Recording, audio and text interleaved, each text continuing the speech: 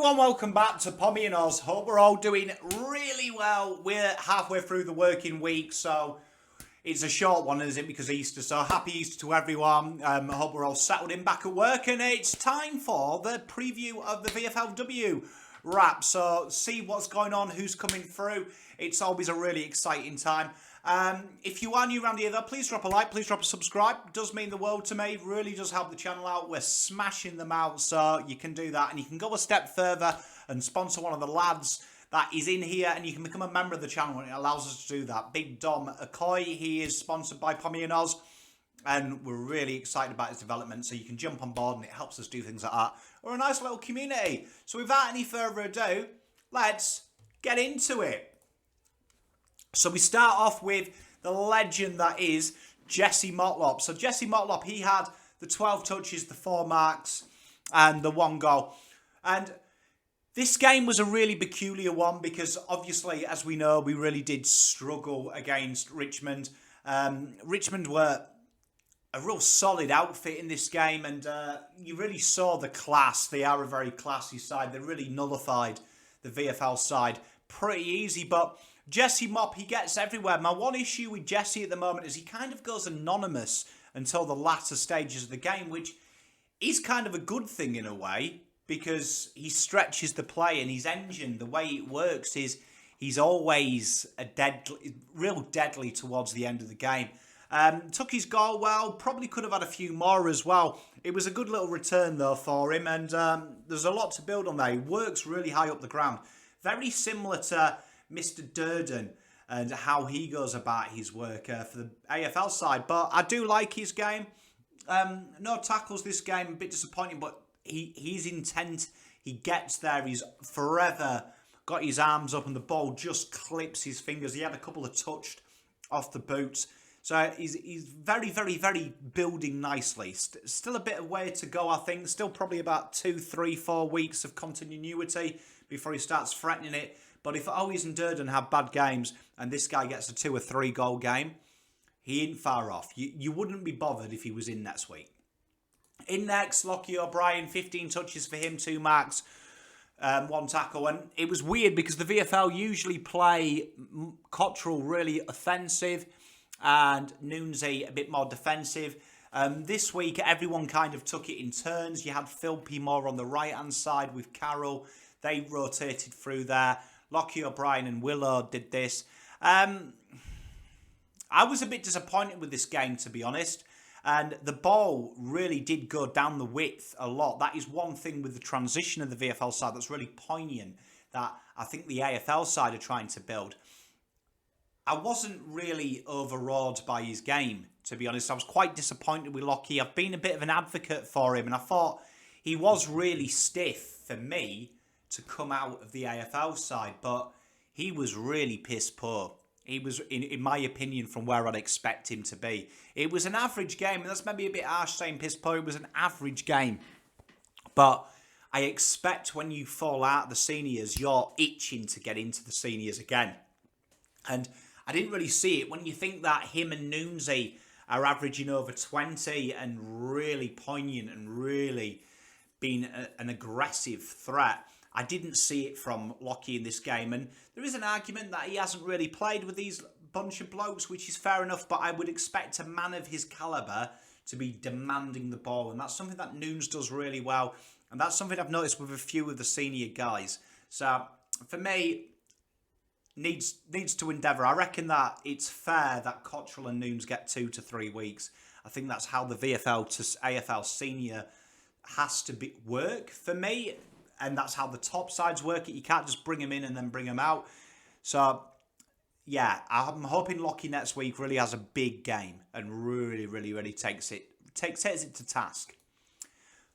Big Fog next. 13 touches for him, 4 tackles. Drifted in and out of the game. Didn't play the full game, incidentally, as well. He did spend a bit of time on the pine, but it was a typical Foggy game. Real industrious in defence, didn't really set the world alight. And I think when you're looking at what Voss is trying to build, particularly when you're playing in the midfield, you've got to act in both of them stages for me. And I really don't think he brought the pressure, but I don't think he bought anything. And he was kind of like almost playing the Hewitt type role when he was on the midfield. And I didn't really see that Hewitt of getting the ball and making it go. And I think he's suited to that role as well. I think he is real suited to that pressure base. But for me, I didn't really see enough. And I'm not looking at it and saying, God, I want you in the seniors. I'm kind of looking at it and thinking, oh, I just need to elevate that craft a bit there. But it wasn't a bad game, don't get me wrong, but I want to see something from these VFL lads, particularly these AFL listed lads, that when they've just come out of the seniors, for me, you need to be stamping your authority and saying, I'm coming back into it. I'm the top dog in this division. And he was very physical, but I didn't get enough ball use for him. And that's something he's going to have to tighten up, the ball use. There was a few rush kicks there. And I'd like to see him go more direct. I'd love to take him, love the coaches to take him on the wing and say, look, when you get the ball in particularly these contested areas, direct, go through, take the game on. And I think that's his strength. But it was an okay game. No one really stood out in that midfield, really, apart from Hayes. So it was, yeah. TDK. So did majority of the ruck work. As you can see, what I've done there is 12 hit-outs, and there was 51 opportunities to score a hit-out. 15 touches, 2 marks, 4 tackles, 1 goal. He got schooled by Solder, who you've got to remember is not an elite ruckman. And Samson Ryan and him probably broke even. He started really well, but towards the game went on and they worked him out, I was quite worried. Few tackles around the ground. He did appear behind the ball as well. He helped out. He was mainly rotated forward, which we saw Murkoff as well. Some nice little moments. I think for me, the more I see him, he isn't your second ruck choice. He's your auxiliary ruck choice. So for me, as he's building, his ruck work has got a long way to go. And in my opinion, when I watched both him and Murkoff ruck, I would say Murkoff has nearly caught him in ruck skills. He doesn't quite understand how agile he is, and I think he overuses it. And I'd like to see him sometimes, like Proust did against Wits, just stand there and make the contest. I think sometimes he gets really he's kind of really excited. He's like a puppy at times. Some real nice link plays, and I'm really improved. That's really improved, but I'm not quite seeing what the other fans are seeing, the excitement factor about TDK. I'm seeing someone who's really gone through the motions. And I always say ruckmen are like dogs. You've got to judge them in 7-year increments. So it's almost 3-year increments. Not quite seeing the development of ruckcraft yet, which you've got to remember that is his bread and butter. I am seeing the link-up play and things like that, and I'll give him that. But the 12 hit-outs against Samson Ryan, who, let's be honest, ain't setting the world alight at the moment, is a bit of a concern. Liam Stocker, 13 touches for him, a bit of a come down from last week, albeit he wasn't on kicking duty this week. 5 marks, 2 tackles. I liked Stocker's game. I really do like the overlap he provides as well. It was a real nice to see him and Willow work together, was really nice. They've got a real good thing going. He was around the ground, and although people are going to get caught up in the disposals, which when you're playing back pocket and then playing across the flank, like, let's be honest, it's not real. I liked his defensive craft. His defensive craft has really, really gone up a notch, and I really like Liam Stocker. I really do, and I like what he brings, because I'm a big advocate of sometimes you can overlook certain stats, and sometimes you look at stats, and disposal stats are one that fuck me off more than any other stat in the AFL, because that's correlated, because it means nada. These 13 touches, I'd say, 10 of them did something. They turned defence into attack, and he's really wily, and I really enjoyed his game defensively, and he does the right thing invariably. And will he come into the seniors this week? Probably not on the back of that, because they are led by impact. Probably didn't have the impact that he'd want to do, but solid. Really solid defensively, and I'm really enjoying that craft from Stocker. I'm enjoying what I'm seeing from him, and I enjoyed his game. It wasn't the world's greatest game, but by influence, but it was a really solid game defensively, and he works so incredibly hard up and down the ground as well. So really helps on that transition as well for Carlton, because he's there as that extra man. And I enjoyed Stocker's game. Jack Carroll, I really enjoyed this game. Floated a little bit on the left wing, as you can see by the heat map, and floated on the ball. Kind of really took Noomsy's job off him, and I really enjoyed him. If you remember when we did the draft previews, I was a big rap on this guy. I really enjoyed him. I said he gave me McRae vibes, and his ability to kind of just find the ball, and he showed this here. He was a real standout. Offers himself as well. He seems to read the play really well as well, particularly around stoppages. He knows when to go. He knows when to fall back a little bit and make himself available. Some nice little tackles. Real helps out his teammates as well when the ball gets to ground. Really enjoyed Jack Carroll's game, and he's a guy that I'm really keeping a close eye on in the next 2 weeks. Really did enjoy it. KEMP, we know I'm a big advocate of this guy. 10 touches, 6 marks, 2 tackles, and a well-taken goal. Finding himself one out. Really does play this Jack Martin role, and I like this game. It wasn't really the type of game like Jack Martin for him, but I felt he impacted a lot more in a loss than Jack Martin did. He presents well. He brings the ball to ground really well, which that doesn't show in the stats. He really does bring, particularly when he's the outlet ball, particularly to MOTLOP. I really enjoyed it. And I was a big fan, to be honest, of Kemp's game. It's really building nicely. I see what the club are doing, playing him in the forward final third, and I'm really enjoying what I'm seeing. He's slowly building it, and I think he's got Werribee this week. I think that could be a big game. I'm going to go with 15 touches and 2 goals plus. I think you're really going to see it. But I'm really enjoying what Kemp's doing. He's building along nicely, and he's really bubbling away. And I'm enjoying it. And I reckon he's 2 games away from really getting the kudos he deserves. Lockie Plowman up next. 21 touches, 8 marks. 4 of them were intercepts, 3 tackles, 0 goals.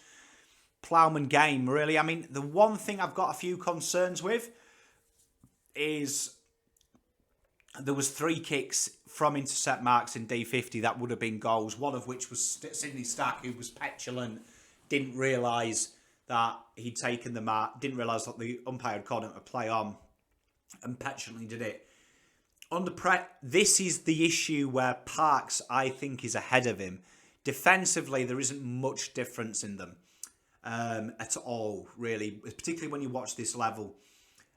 He was the soul. He really kind of went into the centre-half back row and really commanded the area. It takes more marks than Parks, where Parks looks to bring the ball down and play it, and I think that's where the advantage is. Parks looks to play the ball, which is what we're severely lacking, particularly with our transition numbers. Plowman doesn't do that, and you saw that here. He was steady, and I'm not knocking his game. That's who he is. You can't teach an old dog new tricks. He's never going to be that player. But it was just a Plowman game. It's what I expect. And the question Carlton have is if March McGovern doesn't get fit, let's just say that, do they change it up a little bit and play him? For me, no. But it was a solid game. And I think when you look at like Radovich, who's in the VFL, he offers so much more than Plowman does, because although he's solid defensively, today's game isn't being defensive. It's also having a layer, and I don't think he has that layer. And if you can't see it at VFL, you ain't going to see it in AFL. And I don't mind Plowman. I just think we've moved on, and the game is slowly moving on away from him. Willow, I enjoyed this kid's game. I really enjoyed it. He played a lot of time on the wing, and we've been calling for it, and he got himself involved. He's tidied up his disposals a little bit. He's still got that tendency just to boom it in. However, when he booms it in, it's deep. It's not in that no man's land of 50 where Carlton are guilty of in the seniors. Because he's got that long booming kick. Worked really hard all day as well. 2 tackles. Could have had more if Champs Data Arts are stiff on it. But I really enjoyed his game, and he's building along nicely as well. And it's nice to see that from the position where we don't have many wingers, some of these guys have stepped up, and he's one of them who really took his opportunity. And I'm going to really enjoy the next 2 weeks of him, because he's someone who will be thinking, you know what, I'm talented. And he's got an advantage, his height. His height as well. We know that it is an in vogue thing at the moment, and I like it. I want to see him get a bit more involved in that, because that would give Quenton some options in the seniors that we don't have to drop back one of our taller forwards. But it was a solid game. Very good base for him to build on. I'm looking forward to seeing Willa. Phil was brilliant. Only 13 touches, coming across half forward flank, and then occasionally pinches hits. But again, another Durden type player who works really hard in the defence. Took his 2 goals well. Really works really incredibly hard. I'd like to see him get a bit more of the pill, but I do think this is probably where he is, because he is really predominantly playing as one of them general forwards. But I'd like to see him get involved a bit more, but when he does, he maximises it. He's really high on his impact per touches, and I really like that for him. And he's building along nicely. Some real nice breakaways as well from some of the stoppages in the forward half. He comes back as well and really offers out massive props on his engine as well. I'm really impressed. I really did enjoy Sam Philp's game. Then we got Boydie. Boydie went off, had a huge bump. Did the 15 minutes concussion testing. Boyd just goes along nicely, and really, to describe it, he plays that Newman role. So it's like, is he ahead of Newman for me? At times he is, with his distribution. His kicking is really good. One thing we didn't see in AFL is he didn't really have that endeavour to take it on. You could see the head knock affected him at times, but credit to him, he still went hard at the ball. Some good tackle moments, really helps out his defence as well. Looks to create the overlap as well with his winger, which I really do like. As you can see, he itches up the ground. Okay game, still got to tidy up a few things for me, but you know what, if he's waiting in the wings, he's doing what he can. And what I'm liking about all these VFL guys is I'm starting to see layers come on them. And there's definitely layers for Boydie, and I did enjoy it. Dom Okoye, my boy, this was probably his best game at VFL level.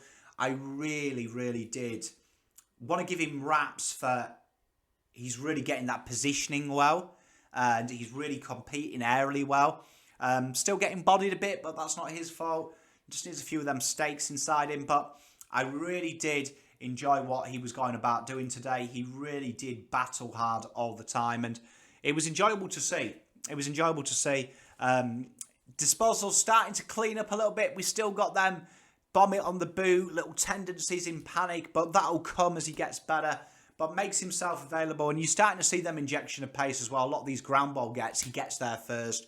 He's really quick, and quite the project. Still a bit away. I'm not saying he's ready yet. He's still a way away, but it's really positive that he's really taking on board his teachings. And I enjoyed his game. I really did enjoy him getting involved. And Murkoff, and as you can see, if we have a quick look at Murkoff, 45 opportunities for him to get involved, 8 touches, 1 tackle. His ruck work and his general ruck work was good. It was tough against Solder. Solder really did bully these 2 guys, really did bully them. Murkoff kind of stood up well. It's getting better, his ruck work. I'd like to see him really, I think the next layer for Murkoff is he kind of drifts out the contest for me and drifts out the stoppages. I'd like to see him get a bit more involved. I felt at times both him and TDK were kind of intimidated at times by Soldo's dominance and Ryan's height and strength. I'd like to see him get in there and bully a bit more. That will come. It's building nicely though, and for me it's interesting because I'd rather see Murkoff in the ruck if there's an injury to Pernet with TDK than without him. I think that he's starting to get his body work right, and it wasn't a great game. They were really bad. It was a very Gold Coast game, but he did compete, in my opinion, a lot smarter in the ruck than TDK did. He didn't look as bullied and as vulnerable. I'd like to see him get working around the ground a bit, though. I'd like to see him peel a bit more back behind the ball. But aside from that, it was an okay game. So all in all then, the reserves obviously went down by 25. It was a bit of a nothing game, a bit wasteful from both sides. A lot of inside 50 entries for Quenton. They didn't quite get it. They were dominated around the clearances. Fair play to them, though. They kept going. There was moments of dominance that they didn't take. Some bit loose decision making. They really did miss as well. I think their Dow particularly, they missed a bit of impetus in that centre. and they did get exposed there. But all in all, it wasn't a bad loss, really. With the players they've lost, you could see it. Hayes again stood out. Randanovic again, he was very good as well. But moving on to Werribee, which they'll fancy that one against a tough outfit this week. It should bounce back. So until next time, I'll be back on Friday with a preview. Can't wait to see you all. Pom out.